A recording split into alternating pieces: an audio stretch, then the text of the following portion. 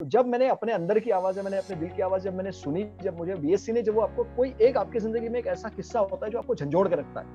Right. तो BSc में मुझे मिले हुए जो मार्क्स थे, वो मेरे लाइफ का वो एक टर्निंग पॉइंट था जिसने मुझे झंझोड़ के रखा।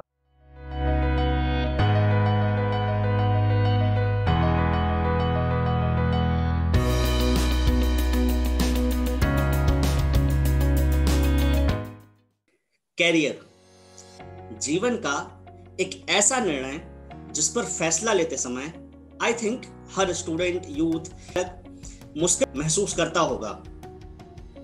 वो क्यों?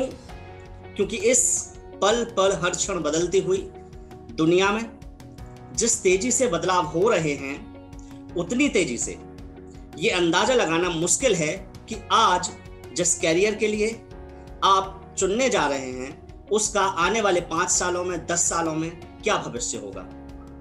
और आज के जो हमारे गेस्ट हैं वो ऐसे मुश्किल फैसलों को बड़ी ही आसानी से लेने में स्टूडेंट्स की और यंग जनरेशन की हेल्प करते हैं। तो आइए जानते हैं उन्हीं से, उन्हीं की कहानी, उन्हीं की जवानी हमारी इस रुद्रा टॉक्स के एक नए और शानदार एपिसोड में। और आइए अब स्वागत करते हैं हमारे इस नए एपिसोड के गेस्ट श्री अनिरुद्ध पाठक जी का। स्वागत है सर आपका। सर नमस्ते, थैंक यू सो मच। तो सर मैं आपसे जानना चाहूंगा कि एक्चुअल में आपकी जर्नी कहाँ से स्टार्ट हुई? सर बड़ी मतलब ऊपर नीचे काइंड ऑफ जर्नी रही है मेरी, बिकॉज मैं बड़े अच्छे वेल टू डू फैमिली से मैं बिलोंग करता हूँ। मेरे पिताजी स्टेट गवर्नमेंट एम्प्लॉय रहे और 2004 में ही गॉट रिटायर्ड। और बिकॉज उनकी स्टेट गवर्नमेंट की जॉब थी तो मैं काफ़ी सिटीज़ में, बिकॉज ऑफ आप भी जानते हैं कि 3-4 साल में उनकी ट्रांसफर हो जाती है, तो मैं अलग अलग जगहों पर मुझे घूमने का मौका मिला उनके साथ।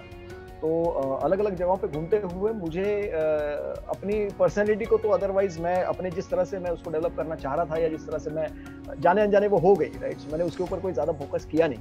बट जब करियर चुनने की बात आई तो मैं काफ़ी कंफ्यूज्ड, जैसे आज की डेट में सारे लोग कंफ्यूज होते हैं और उस टाइम पे भी हम लोग भी, आप भी जानते हैं, मैं भी जानता हूँ कि हम लोग भी काफ़ी कंफ्यूज हुआ करते थे। मैं भी बहुत ज़्यादा कंफ्यूज था कि एग्जैक्टली मुझे करना क्या है।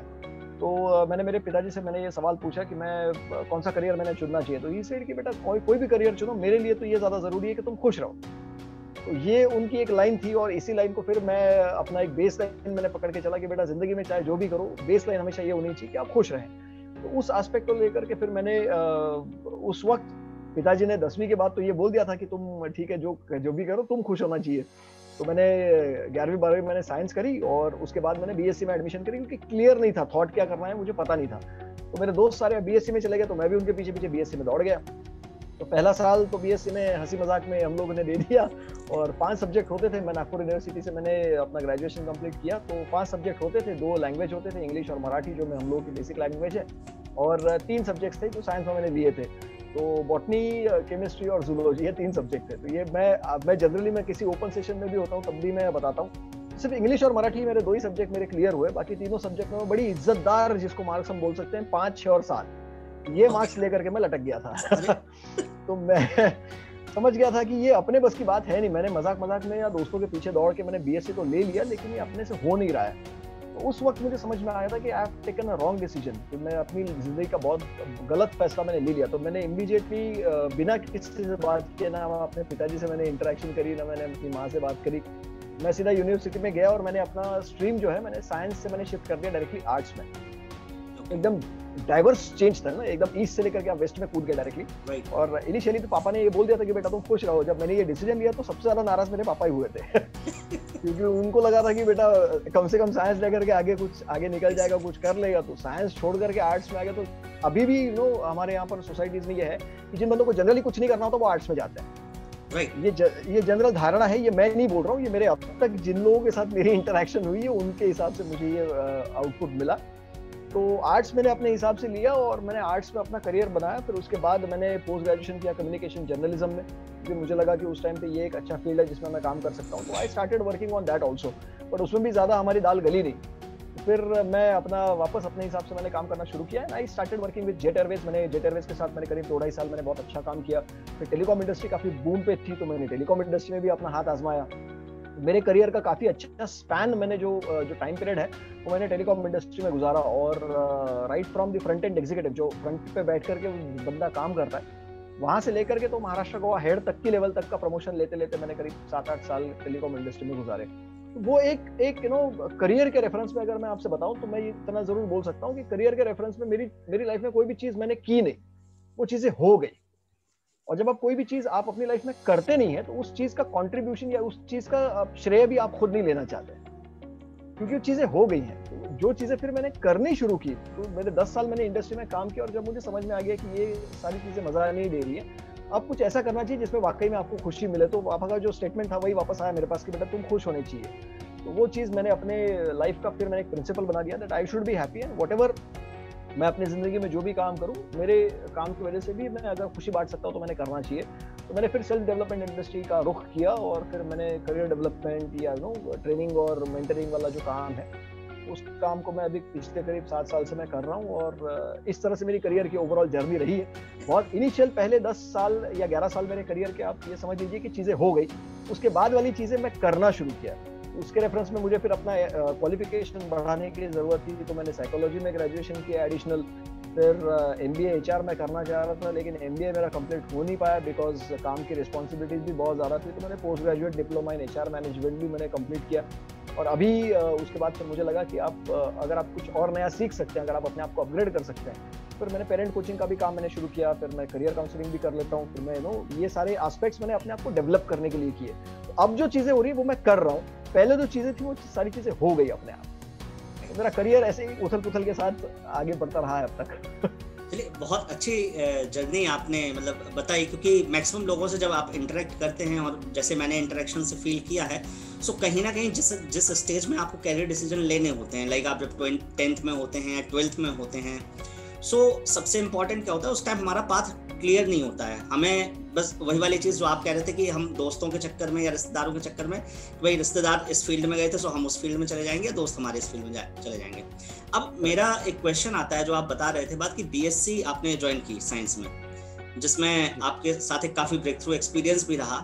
तो उस ब्रेक थ्रू एक्सपीरियंस के बाद साइंस से आर्ट्स में आने का जस्ट एक कह सकते हैं कि कुछ प्लान्ड था कि नहीं, मतलब साइंस मेरे बस की नहीं है इसलिए आर्ट्स में जाना है, या जस्ट कुछ प्लान डिसीजन था कि नहीं आर्ट्स में करके कम से कम इतना तो कर ही लिया जाएगा?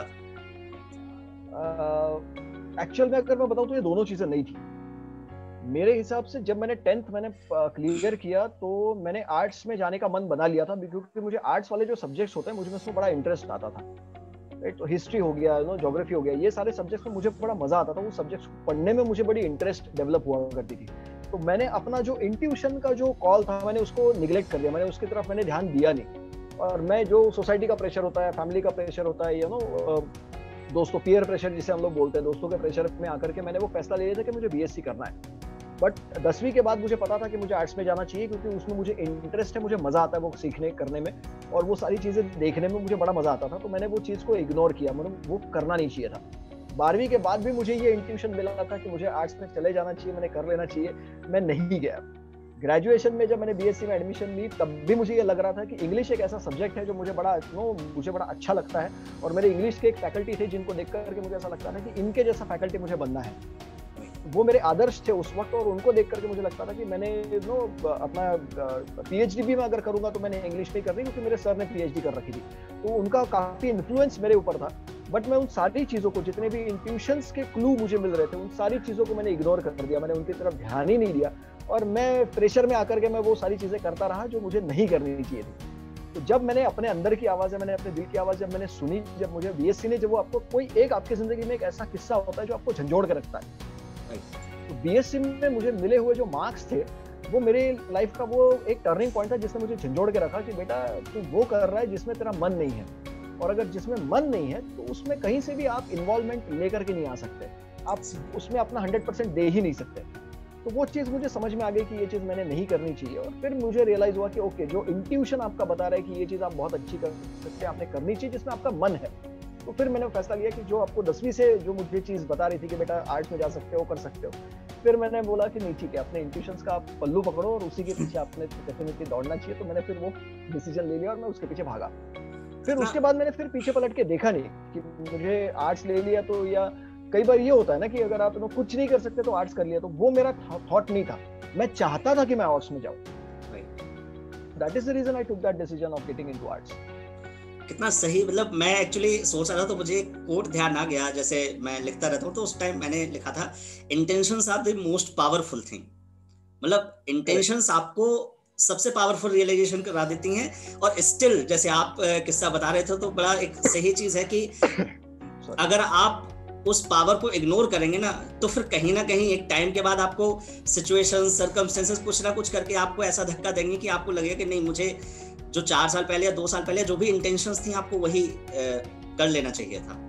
सो ये एक बहुत अच्छा, मतलब आपने रियलाइजेशन गड़बड़ ये हो जाती है, स्टूडेंट्स की गड़बड़ ये होती है कि उनको कई बार ये भी पता नहीं होता कि इंटेंशंस उनको क्या बता रहे हैं। तो मेरे आपके और मेरे जो बचपन के दिन थे, इसमें मैं ये समझता हूँ कि उस वक्त करियर काउंसलर जो आज के डेट में मैं जो काम करता हूँ, उस वक्त इन लोगों का रोल बहुत ज्यादा नहीं होता था।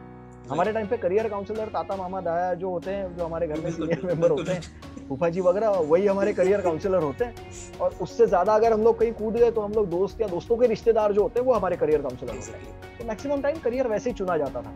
आज वो सिचुएशन नहीं है। आज के डेट में स्टूडेंट्स इतने लकी हैं, मैं ये समझता हूँ कि आज करियर काउंसलिंग करने वाले, करियर की स्ट्रेटेजी डिजाइन करके देने वाले लोग आज के डेट में मार्केट में अवेलेबल हैं, और जिनसे आप राय ले सकते हैं, जिनसे आप समझ सकते हैं कि आपको अपने करियर के हिसाब से, अपनी पर्सनैलिटी के हिसाब से अपने कौन सा करियर चुनना चाहिए। ये बड़ा आसान तरीका हो गया आज के डेट में, लेकिन अनफॉर्चुनेटली लोग इसको उतना सीरियसली ले नहीं रहे हैं। ये प्रॉब्लम है। अगर एक बार सीरियसली लेना शुरू कर दें तो शायद लोगों की जिंदगी बड़ी आसान हो जाएगी। बिल्कुल बिल्कुल बिल्कुल।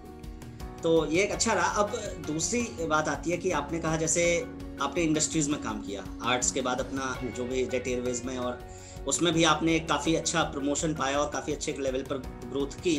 सो आप उसमें एक फ्रंट एग्जीक्यूटिव की तरह काम करते थे।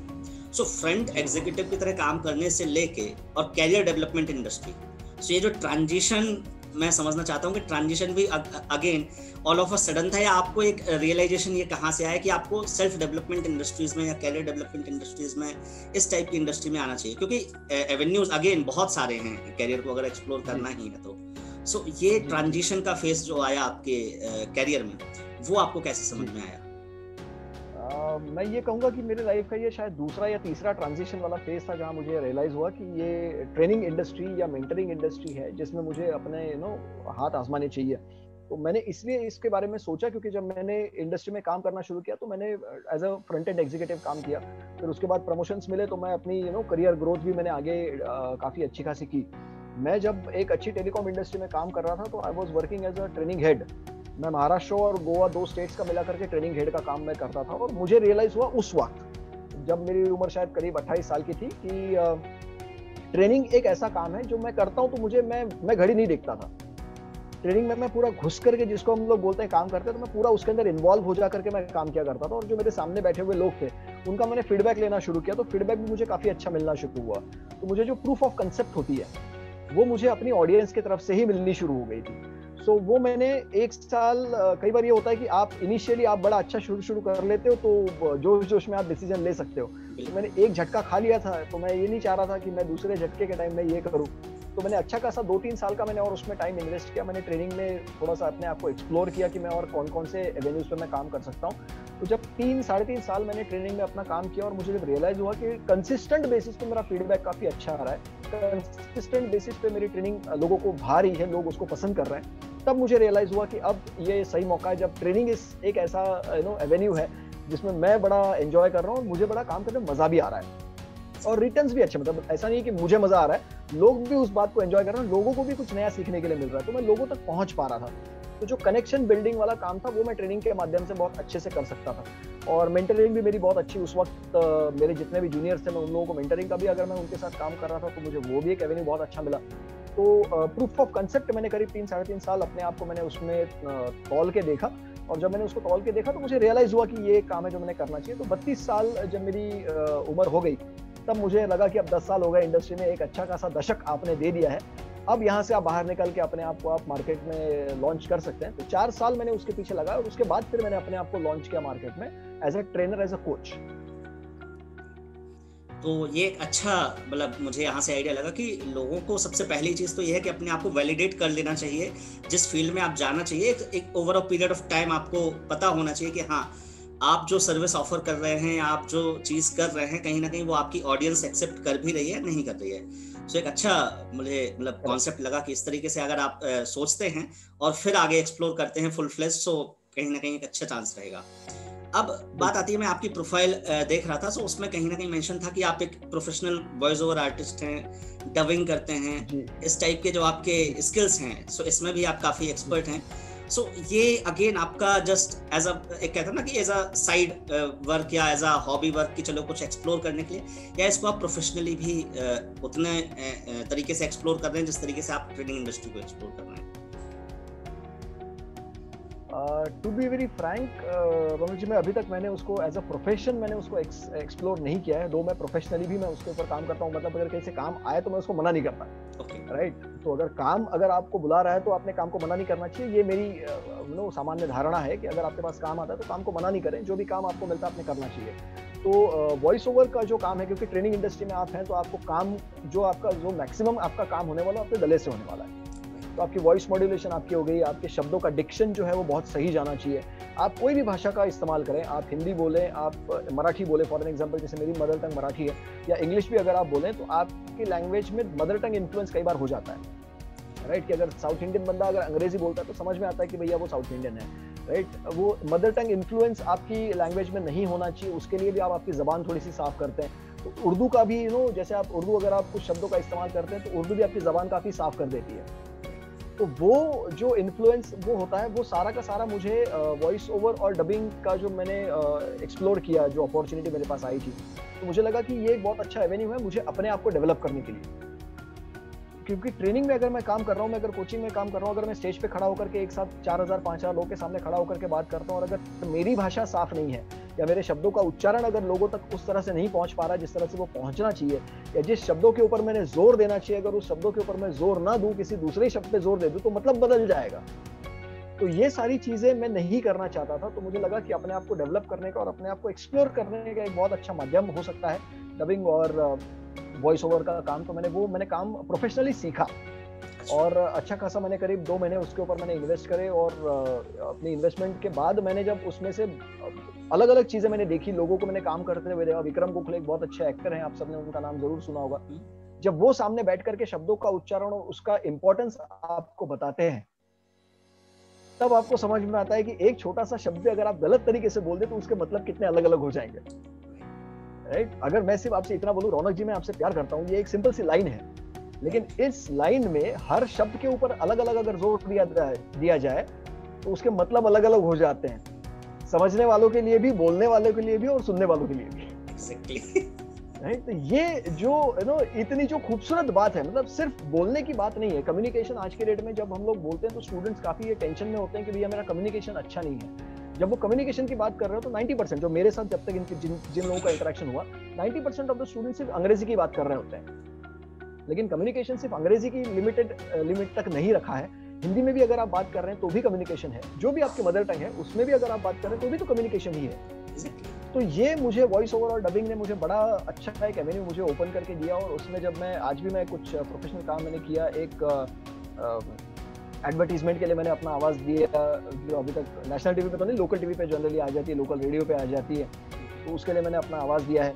और एक रीजनल मूवी बनी थी, उसमें जो क्राउड डबिंग होता है, जो पीछे लोग खड़े होते हैं, जब आप कोई एग्जांपल अगर मैं आपको दूं बड़ी एक मूवी का, तो जहां पर फॉर एन एग्जांपल आप लगान मूवी है, जहां पर ऑडियंस के चीयरिंग का आवाज आता है, तो ये तालियां वगैरह बजती हैं, तो वो सारे लोग नहीं चिल्ला रहे होते, 3-4 लोग डबिंग स्टूडियो में जाते हैं, डबिंग कराते हैं, और उसके बाद आपको वो आवाज बाहर सुनाई आती है। तो दैट्स द रियलिटी। तो ये डबिंग वाला काम भी हमने किया, कि क्राउड डबिंग वाला जो काम था वो भी हम लोगों ने किया।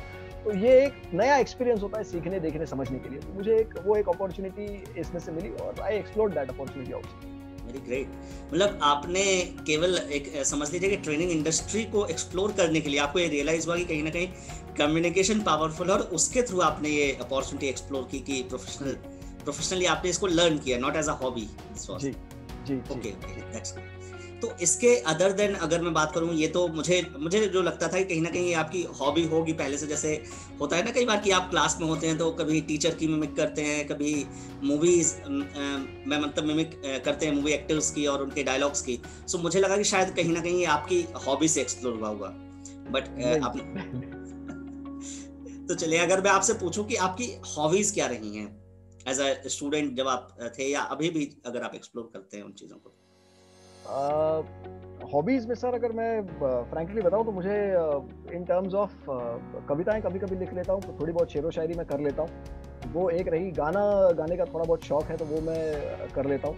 और टू व्हीलर और फोर व्हीलर चलाने का मुझे बड़ा इंटरेस्ट है, तो कभी भी अगर मुझे मौका मिलता है कि बोर हो रहा है या कुछ समझ में नहीं आ रहा है क्या करना चाहिए, तो मैं फटाक से गाड़ी निकालता हूँ, एक लंबा राउंड मार करके आ जाता हूँ। जनरली वो एक मेरा थोड़ा सा एक इंटरेस्ट एरिया रहा है। और काफी समय के बाद मुझे पता नहीं था कि मुझे किताबें पढ़ना भी अच्छा लगता है। तो जब हंटर पढ़े, जब आपको ये समझ में आता है ना, जिंदगी जब आपको बता दी कि बेटा जब तक पढ़ाई नहीं करोगे तो समझ में नहीं आएंगी चीजें, तो जब मैंने सेल्फ डेवलपमेंट इंडस्ट्री को एक्सप्लोर करना शुरू किया तो मैंने किताबें पढ़ना शुरू किया।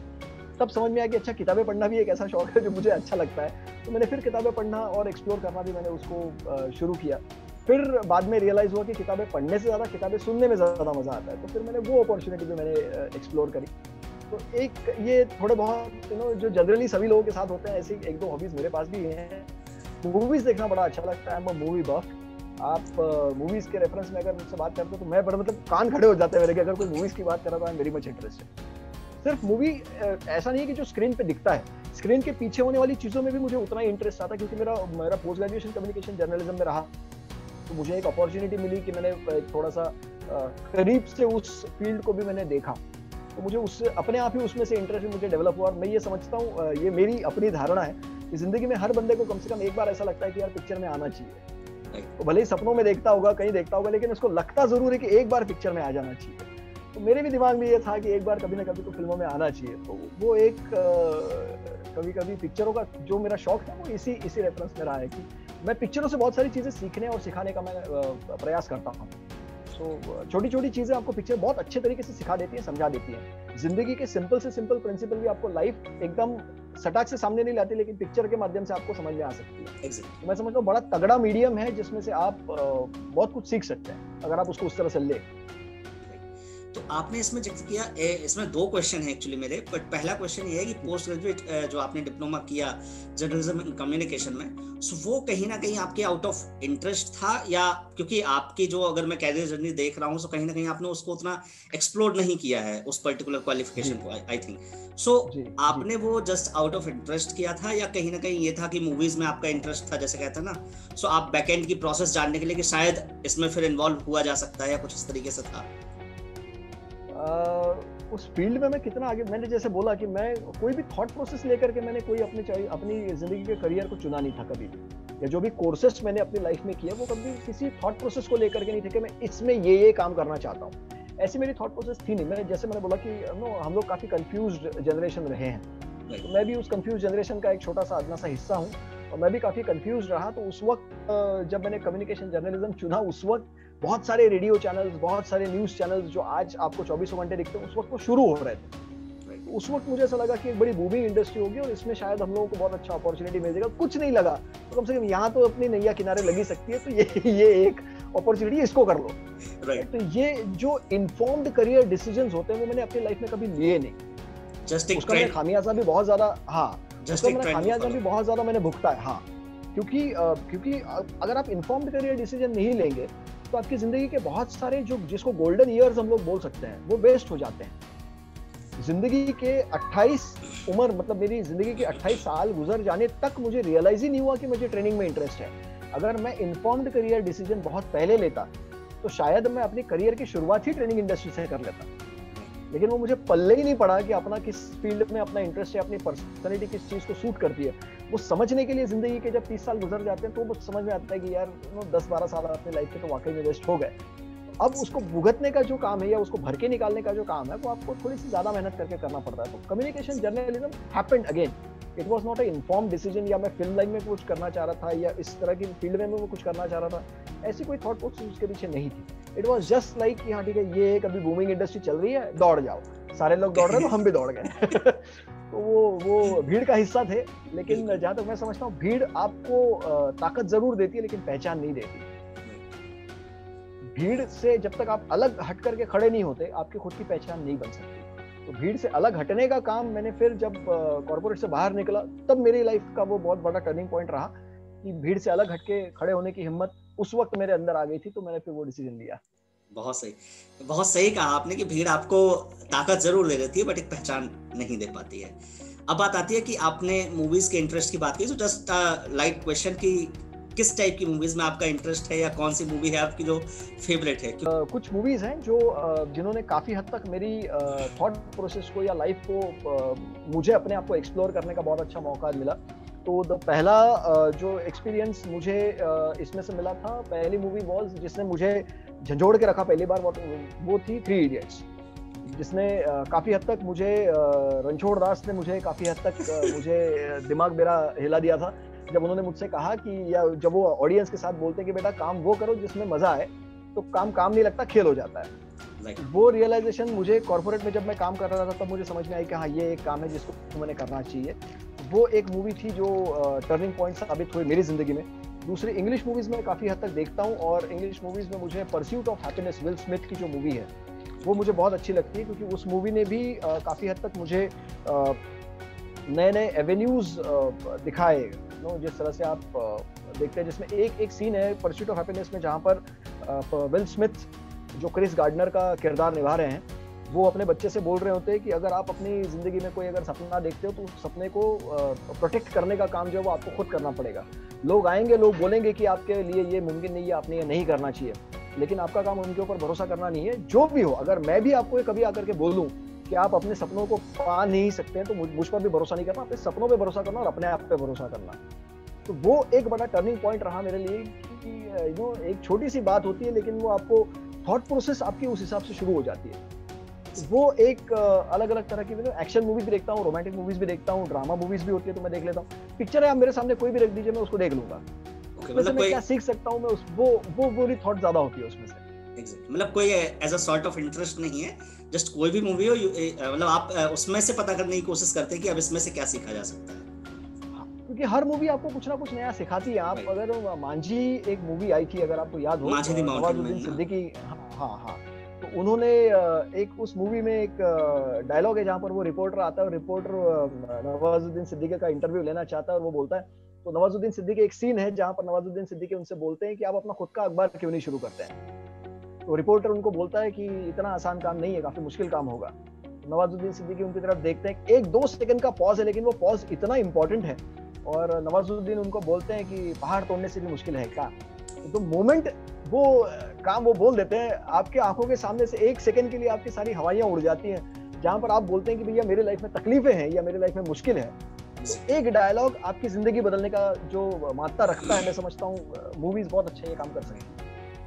बहुत सही, मतलब ये कितना एक इम्पॉर्टेंट आपने उसमें से कैच लाइन ली। आते हैं हम एक और आपकी जो हॉबी आपने बताई इसमें एक्सप्लोर करने के लिए। सो आप पोएट्री, कविताएं लिखने का शौक है, शेर व शायरी लिखने का शौक है, कोई कविता या कोई शेर व शायरी आप शेयर करना चाहें जो आपको अभी ध्यान? ये थॉट मेरे दिमाग में उस वक्त आया था जब मुझे कई बार आप बहुत सारी अच्छे काम करने की कोशिश करते हैं, लेकिन लोगों का प्रेशर या सोसाइटी का प्रेशर आपके अंदर के सिर्फ ऐब देखता है, आपके अंदर की सिर्फ कमियां जो होती हैं उसको निकालने की कोशिश करता है। उसके पीछे 2 लाइन लिखने का मैंने एक छोटा सा प्रयास किया था। मुझे एग्जैक्टली अभी पूरा याद आएगा नहीं आएगा मुझे नहीं पता, बट मैं उसको सामने रखने की कोशिश करता हूँ आपके लिए।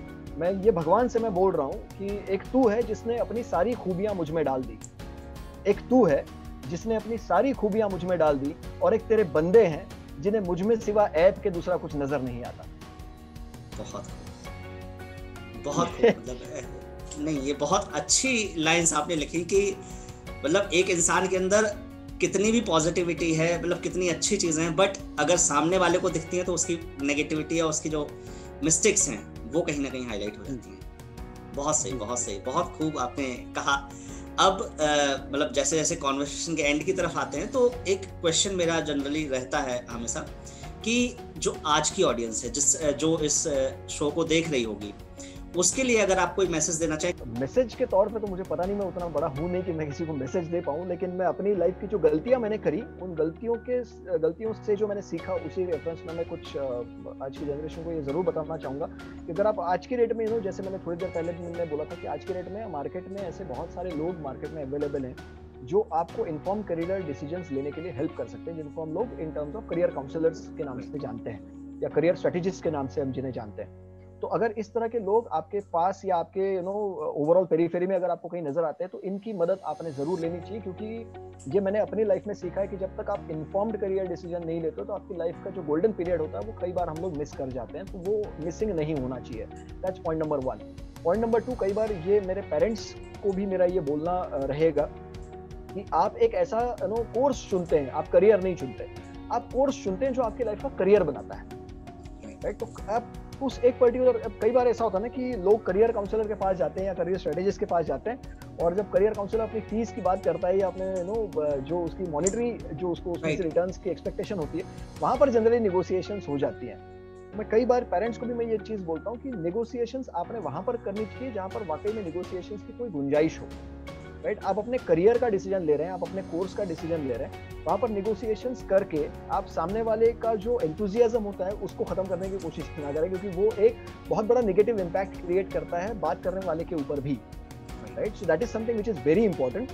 और पेरेंट्स कई बार कैसा होता है ना कि करियर काउंसलर के पास नहीं जाना चाहते, क्योंकि वो समझते हैं कि भैया अगर हम लोग इसके पास जाएंगे तो शायद ये वो चीजें बता देगा जो शायद हमारे अपनी थॉट प्रोसेस को शायद केटर करने वाला नहीं होगा, वो एक्सेप्टेंस नहीं आती, राइट। तो अगर वो एक्सेप्टेंस, अगर आप करियर काउंसलर के पास जाते हैं तो शायद आप अपने बच्चे के लिए बहुत अच्छा भविष्य बना सकते हैं, बहुत अच्छा उसको एक नई लाइन उसको मिल सकती है जिसके ऊपर वो अच्छा आगे चल करके बढ़ सकता है। तो मैं ये समझता हूँ कि अगर आप इस तरह का अगर आप डिसीजन लेते हैं, इन्फॉर्म्ड करियर डिसीजन हम लेते हैं तो कई बार हम लोग सांप सीढ़ी खेला करते हैं या लूडो खेलते हैं, तो उसमें फांसे डालते हैं और उसमें से जो नंबर आएगा वो हमारी जिंदगी डिसाइड करता है कि हम कहाँ जाएंगे, कौन सा सांप हमें खाएगा, कौन सी सीढ़ी से हम ऊपर जाएंगे, राइट। तो ये करियर के डिसीजंस आपको एक डाइस के थ्रो से डिसाइड नहीं होने चाहिए।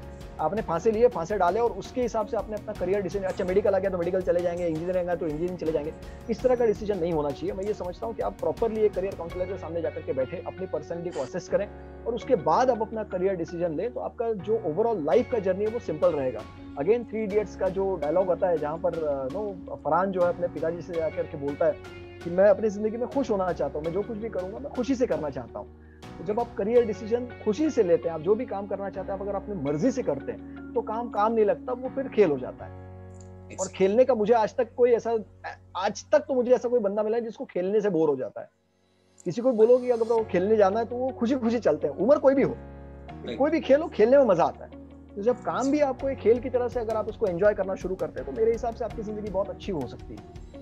Mental peace is more important. Financial benefits तो आते जाते रहेंगे, राइट। पैसा आता है, पैसा जाता है, वो तो प्लस माइनस होने वाली चीजें हैं, लेकिन मेंटल पीस वो रहना चाहिए, क्योंकि अगर आप मेंटली अगर आप शांत हैं, मेंटली अगर आप कंपोज्ड हैं, सेटिस्फाइड हैं, तो आप अपनी जिंदगी में बहुत आगे बढ़ सकते हैं। क्योंकि जब आपका दिमाग शांत होता है तो आपके फैसले गलत होने की पॉसिबिलिटी बहुत कम हो जाती है। एक बहुत अच्छा कॉन्वर्सेशन रहा, जो आपने अपनी लाइफ की जो जर्नी से कुछ पॉइंट्स निकाल के हमें बताए और कुछ मूवीज का रेफरेंस लेके बताए, तो एक बहुत अच्छा कॉन्वर्सेशन रहा। और आई होप कि जो है हमारी ऑडियंस को भी ये कॉन्वर्सेशन पसंद आएगा। सो अगेन आपका बहुत बहुत धन्यवाद, आप हमारे शो पर आए और आपने अपनी कैरियर जर्नी शेयर करके हमारे ऑडियंस को एक अच्छे इनपुट्स लेने में और अच्छे इन्फॉर्म्ड कैरियर डिसीजन लेने में आपने मदद की।